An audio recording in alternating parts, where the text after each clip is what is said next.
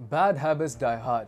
Ask Xi Jinping about it. Last year, the Chinese president was busy fighting a trade war with Australia, which he would ultimately lose with Chinese cities going dark. And this year, he chose Lithuania. Are you thinking how will the Chinese European nation manage to fight the big Chinese economy?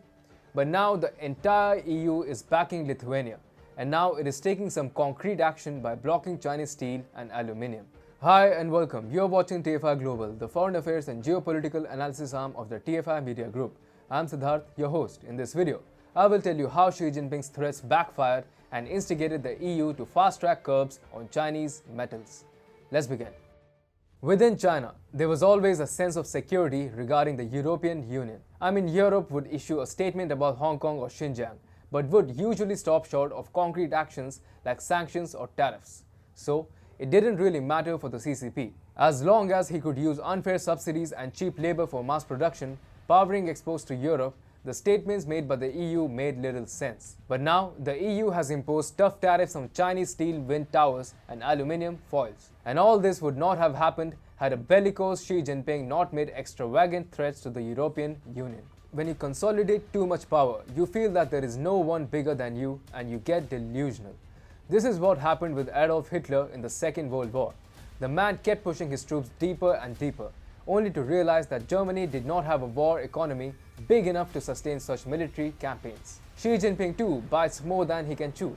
So, when Lithuania got close to Taiwan, Xi Jinping started a trade war and told the world, "Cut ties with Lithuania or we will cut ties with you." Jinping fooled himself about his own economic might.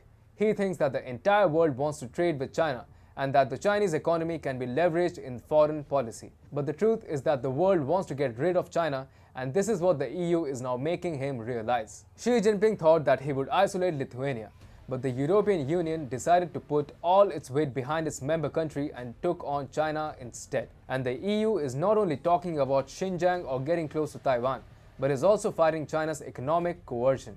On Wednesday, the EU official journal announced that the EU will impose extra tariffs on aluminium foil coming from China. The European Commission found that the Chinese aluminium foil benefited through excessive and unfair subsidies. The tariffs on thin-grade aluminium foil range between 8.6 and 18.2% over and above existing anti-dumping duties between 6 and 28.5%.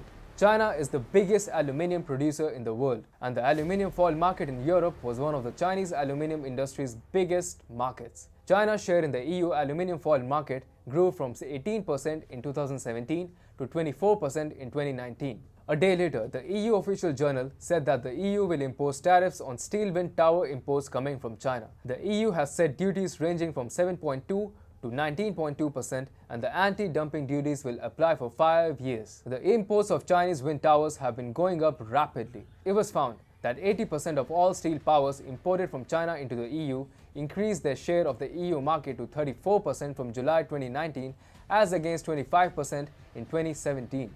The European Commission also found that the Chinese steel wind towers sold at a discount, and given the level of price competitiveness in the EU market, China was planning to monopolize it. The European Union is now cutting dependence on Chinese steel and aluminium.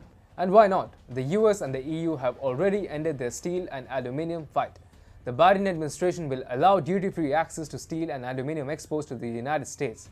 And together, the US and the EU will fight China's dirty steel. Meanwhile, European companies know that China's steel and aluminium production has gone down due to a prolonged power crisis. So, the European Union can produce, use, and export the two important metals with wide application in different industries. The EU always needed to get rid of China's steel and aluminium, but it had no visible plans to achieve that. And yet, it was Xi Jinping's threats that backfired and instigated the EU to fast-track curbs on Chinese metals.